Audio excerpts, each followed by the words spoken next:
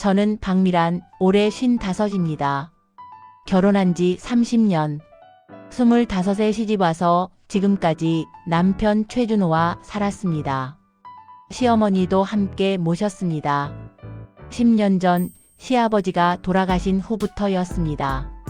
시어머니는 처음엔 시동생 집에 계셨습니다. 하지만 석 달 만에 쫓겨나셨습니다. 10년 전, 형님, 어머니 좀 모셔주세요.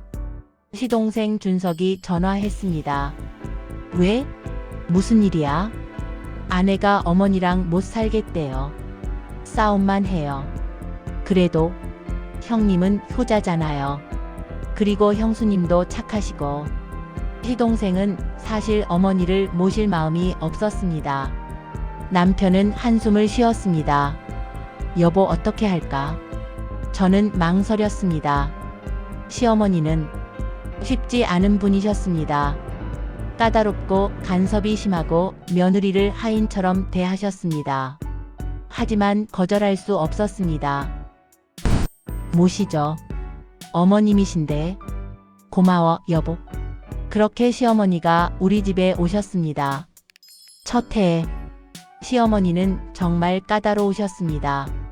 미란아, 밥이 왜 이래? 너무 질어. 죄송해요, 어머님. 다시 할게요.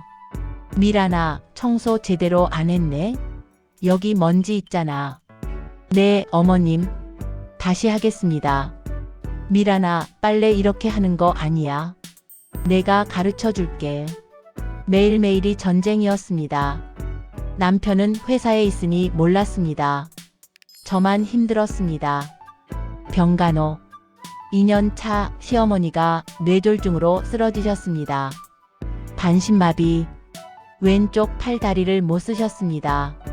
어머님, 제가 모시겠습니다. 저는 시어머니를 간병했습니다. 식사 수발, 화장실 수발, 목욕. 모든 걸 제가 했습니다. 밤에도 2~3시간마다 깨서 체위 변경을 해드렸습니다. 제 허리가 나갔습니다. 디스크. 하지만 참았습니다. 시동생의 무관심. 준서가, 어머니 병원비 좀 나눠내자. 남편이 시동생에게 전화했습니다. 형, 나도 돈 없어요. 애들 학원비에. 그래도 어머니 아들이잖아. 형이 모시고 계시잖아요. 형이 내세요. 딸까. 전화가 끊겼습니다. 남편이 한숨을 쉬었습니다. 미안해, 여보. 네가 고생한다. 괜찮아요. 제 어머니라 생각하고 모실게요. 하지만 속으론 화가 났습니다. 시동생은 뭐 하나? 한 번도 안 왔는데. 2년 차. 시어머니 상태가 더 나빠지셨습니다. 치매까지 왔습니다. 너 누구야? 우리 집에 왜 와? 어머님, 저예요. 며느리 미란이요. 며느리? 내게 며느리 없어. 어머님, 도둑이야. 경찰 불러. 소리를 지르셨습니다. 이웃들이 쳐다봤습니다. 창피했습니다. 하지만 참았습니다. 5년 차. 어느 날 시어머니가 갑자기 정신이 돌아오셨습니다. 미란아. 네, 어머님. 고맙구나. 처음 듣는 말이었습니다. 눈물이 났습니다. 어머님, 네가 나를 이렇게 잘 돌봐주는데 내가 너무 매몰차게 굴었구나. 아니에요, 어머님. 미란아, 내가 너한테 재산 줄게. 네? 이 집 내 명의로 할게. 너 혼자 나를 돌보니까. 어머님, 그러실 필요 없어요. 아니야. 해야지. 준석이는 한 번도 안 왔잖아. 시어머니가 눈물을 흘리셨습니다. 저도 울었습니다. 명의 변경 약속. 다음 날 시어머니가 말씀하셨습니다. 준호야, 이 집 미란이 명의로 바꿔라. 네? 어머니, 왜요? 미란이가 나를 돌보잖아. 당연히 미란이 거야. 하지만 동생도 있고. 준석이는 신경 쓰지 마. 내가 알아서 할게. 남편이 저를 봤습니다. 저는 고개를 저었습니다. 어머님, 그러실 필요 없어요. 당연한 일 한 거예요. 아니야. 해야 해. 하지만 그날 이후 시어머니는 다시 치매가 심해지셨습니다. 명예 변경 이야기는 흐지부지 됐습니다. 8년 차 마이너스 시동생의 등장. 8년째 되던 어느 날 시동생이 갑자기 나타났습니다. 형님, 형수님, 안녕하세요. 준서가? 웬일이야? 어머니 뵈러 왔죠. 8년 만이었습니다. 시동생은 시어머니 방으로 들어갔습니다. 어머니, 저예요, 준석이. 준석? 네, 어머니 보고 싶었어요. 시어머니가 웃으셨습니다. 준서가? 내 아들. 시동생이 1시간 있다가 나갔습니다. 형님, 어머니 제가 자주 올게요. 그래. 어머니 좋아하시겠다. 이상한 방문들. 그 이후로 시동생이 일주일에 한 번씩 왔습니다. 시어머니 방에서 혼자 오래 있었습니다. 어머니, 저 준석이에요. 사랑해요. 형수님 잘해주시죠? 고생 많으시죠? 이상했습니다. 8년간 한 번도 안 오다가 갑자기 9년 차 마이너스 유언장. 어느 날 시동생이 봉투를 꺼냈습니다.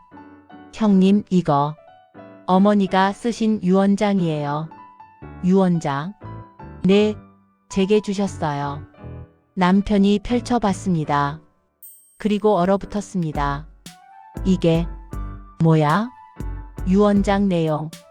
내 재산은 모두 둘째 아들 최준석에게 준다. 준석아, 이게 무슨 소리야? 어머니께서 그러세요. 제가 효자라고. 뭐? 너는 8년간 한 번도 안 왔잖아. 그래도 어머니 마음이 그러신대요. 저는 믿을 수 없었습니다. 어머님, 이게 정말이세요? 시어머니 방으로 뛰어갔습니다. 누구? 시어머니는 저를 알아보지 못하셨습니다. 어머님, 저예요. 미란이요. 10년 동안 모신. 몰라. 난 준석이만 알아. 진실. 나중에 알았습니다. 시동생이 시어머니를 세뇌했다는 것을. 8년 만에 나타나서 일주일에 한 번씩 와서는 어머니, 형수는 어머니 재산 노리고 있어요. 어머니, 저만 믿으세요. 어머니 재산 다 저한테 주세요. 치매 걸린 시어머니를 조종한 겁니다. 10년 차 마이너스 시어머니 돌아가심. 10년째 되던 봄. 시어머니가 돌아가셨습니다. 저는 마지막까지 간병했습니다.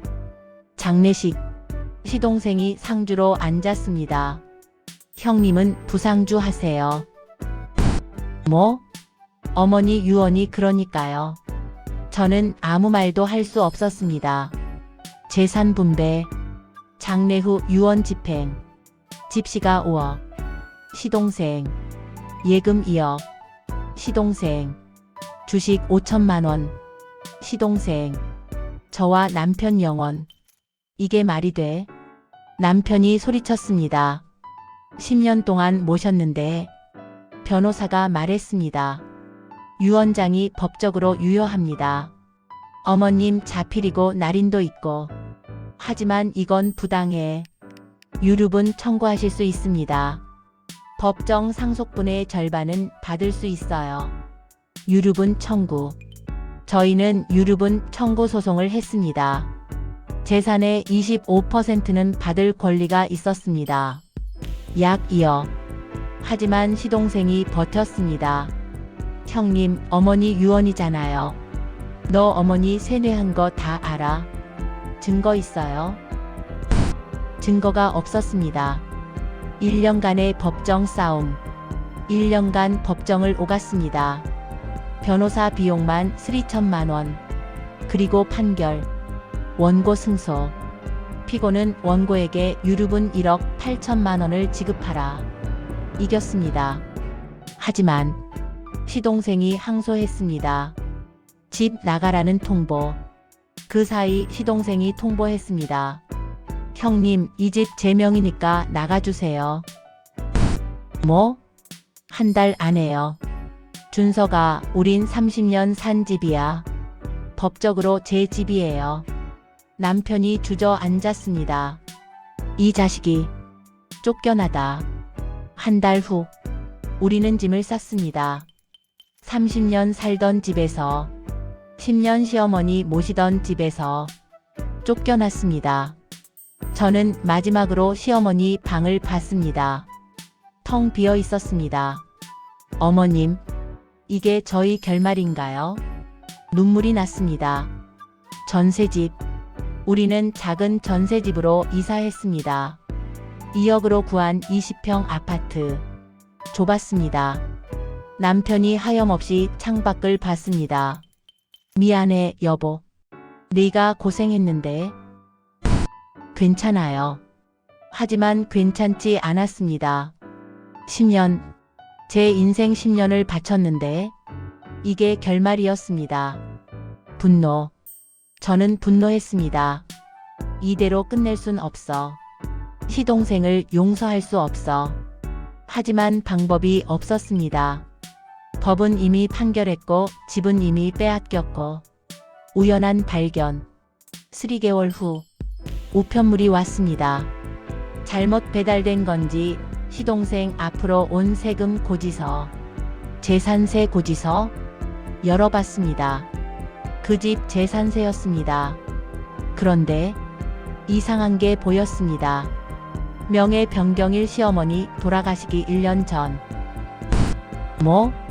시어머니가 돌아가신 게 작년인데 명예 변경은 2년 전? 진실 파헤치기. 저는 등기부 등본을 떼어봤습니다. 그리고 충격적인 사실을 발견했습니다. 집 명의가 시어머니 살아계실 때 이미 시동생으로 바뀌어 있었습니다. 2년 전. 이게 어떻게? 더 파헤쳤습니다. 법무사를 찾아갔습니다. 이 명의 변경 어떻게 된 건가요? 본인이 직접 오셔서 하셨네요. 본인이요? 시어머니가요? 네, 여기 도장도 찍으시고. 하지만 이상했습니다. 2년 전이면 시어머니는 이미 중증 치매셨습니다. 혼자 법무사 사무실에 오실 수 없었습니다. 혹시 누가 같이 왔나요? 기억은 안 나는데 아마 아드님이 모시고 오셨을 거예요. 사기 혐의. 저는 변호사를 찾아갔습니다. 변호사님, 이거 사기 아닌가요? 사연을 설명했습니다. 변호사가 고개를 끄덕였습니다. 충분히 사기 가능성 있습니다. 치매 환자를 속여서 명예 이전했다면 고소할 수 있나요? 네, 하지만 증거가 필요합니다. 어떤 증거요? 시어머님의 치매 진단서, 당시 병원 기록, 그리고 명예 이전 당시 시어머님이 판단 능력이 없었다는 증명. 증거 수집. 저는 병원으로 달려갔습니다. 시어머니가 다니시던 병원. 2년 전 진단 기록 주세요. 환자분과의 관계가? 며느리입니다. 기록을 받았습니다. 중증 치매. 의사결정 능력 없음. 이게 증거였습니다. 고소. 저는 시동생을 고소했습니다. 피고인 최준석은 치매 환자인 어머니를 속여 재산을 편취했습니다. 경찰 조사. 시동생은 발뺌했습니다. 어머니가 멀쩡하실 때 하신 겁니다. 증거 있습니까? 유언장이 증거 아닙니까? 유언장은 명예 이전 후에 쓰여진 겁니다. 이미 재산이 당신 거였는데 왜 유언장을 썼습니까? 시동생이 말문이 막혔습니다. 재판. 6개월 후 형사 재판. 검사가 말했습니다. 피고인은 치매에 걸린 어머니를 법무사 사무실에 데려가 판단 능력이 없는 상태에서 명예 이전을 강요했습니다. 증거는 병원 진단서 그리고 법무사의 증언입니다. 법무사가 증인으로 나왔습니다. 당시 어머님이 상태가 안 좋아 보이긴 했습니다. 계속 여기가 어디냐고 물으시고, 그런데도 명예 이전을 진행했습니까? 아드님이 괜찮다고 하셔서 판사가 판결했습니다. 피고인 최준석, 사기죄로 징역 1년, 집행유예 2년, 재산 환수. 집은 원 소유주인 망인의 법정 상속인들에게 분배한다. 집 되찾다. 집이 다시 법정 상속으로 넘어왔습니다. 남편과 시동생이 반반. 하지만 저희는 시동생 지분을 사들였습니다. 2억 5천에 내 집은 사겠다. 알겠습니다. 시동생은 쫓겨났습니다. 우리는 다시 그 집으로 돌아왔습니다. 1년 후, 지금 저는 그 집에서 살고 있습니다. 10년 간병한 집, 쫓겨났던 집, 다시 찾은 집, 시동생, 소식 끊겼습니다. 전과자가 되어 어디선가 살고 있겠죠. 깨달음, 저는 이제 압니다. 착하게만 살면 안 된다는 것, 부당한 일에는 맞서 싸워야 한다는 것, 포기하지 않으면 정의는 온다는 것. 10년 고생이 헛되지 않았습니다. 마지막 말, 여러분, 시댁 간병 쉽지 않습니다. 하지만 당하기만 하지 마세요. 부당한 일이 있으면 증거 모으고 법에 호소하세요. 정의는 늦게라도 옵니다. 제 이야기가 누군가에게 용기가 되길 바랍니다.